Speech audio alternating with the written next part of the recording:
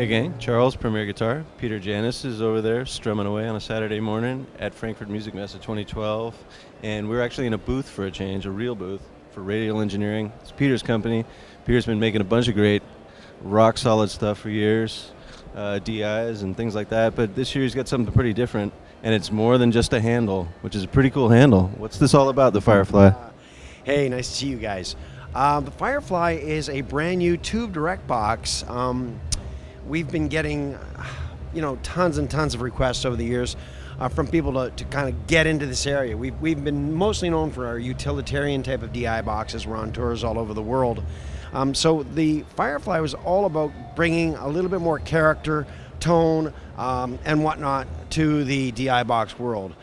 So what we did was we kind of took the front end of our JDV, which is our best DI box, then we added a 12 AX7 tube, and at the output we put a radial transformer, so you get the benefit of our fabulous front end, the warmth of the tube, and then the isolation of the transformer to get rid of noise and buzz and hum, which is common in professional touring. And you made it a little more, as you said, you guys are known for utilitarian stuff. As a consequence, it often has this kind of look, or your classic little bricks. This is a nice piece of design here, and something kind of different for you guys, right? Well, in the studio, a good DI box is going to be used live and it's going to be used in the studio. You can use it everywhere. So for recording direct, either guitar or bass, you'll want this. And a really fantastic thing about a DI box is if you can get it as close to the guitar as possible, you get less noise. So we wanted a handle on it. So that's the first thing. The next thing, it had to have it so that the handle was removable for live touring. You can actually rack mount two of these or one, in a 19-inch 1U rack, which is really important. The other thing is we wanted to protect the knobs. As you can see, again, we wanted to keep our utilitarian approach, but make it a little sexier.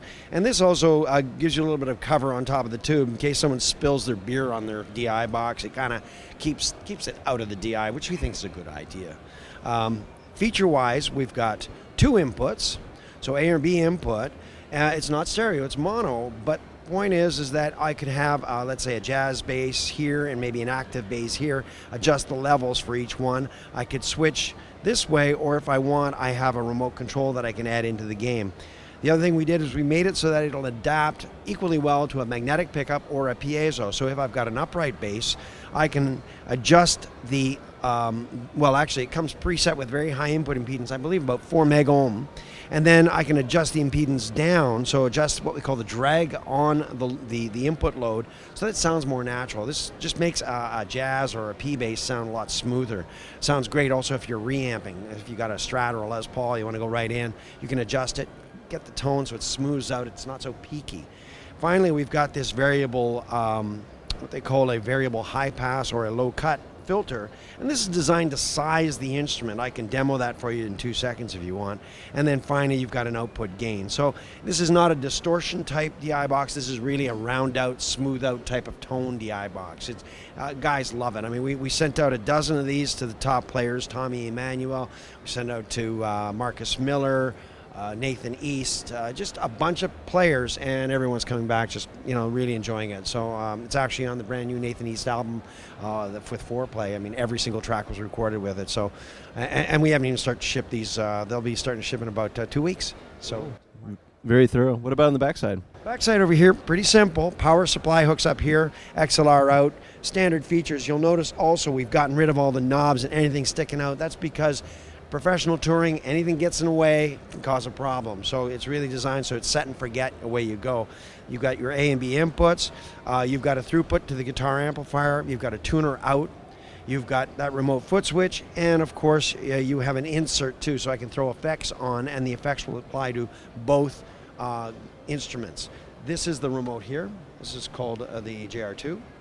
And you can connect these just using a standard TRS cable, and the LEDs and everything power up directly from the Firefly, so you don't need powering locally. So that'll let you move things, change things around, tune, all that stuff live. So very, very functional at the same time.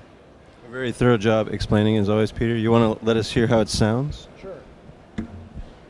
So what we'll do here is we'll start by bringing this filter way up high, and you'll be able to hear how this thing will work.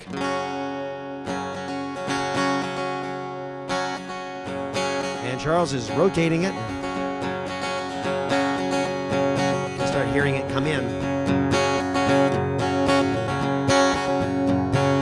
Get more bass. And that's designed so that you can use it, for example, with a mandolin, violin, cello, double bass. So we get rid of the resonance on stage. It just sounds smoother and bigger as you get down lower, or you can peak it out a little bit at the top end. So it's really designed to be, to clean up your sound during the mix. Great trick also for recording. It cleans up the recording, get rid of all that resonance. So there you go. Very simple box. Solves a lot of problems, though. Great box. Yeah, a lot of fun. Very cool. Well, thanks a lot for taking the time, Peter. Thanks, as always, for a very thorough explanation. And another nice-looking product, too, man. Little taxi cab from the future. There you go. Well, thanks, Premier Guitar. Have yourself a great Musikmesse, and thanks for listening. Cheers, y'all. This is Charles for Premier Guitar.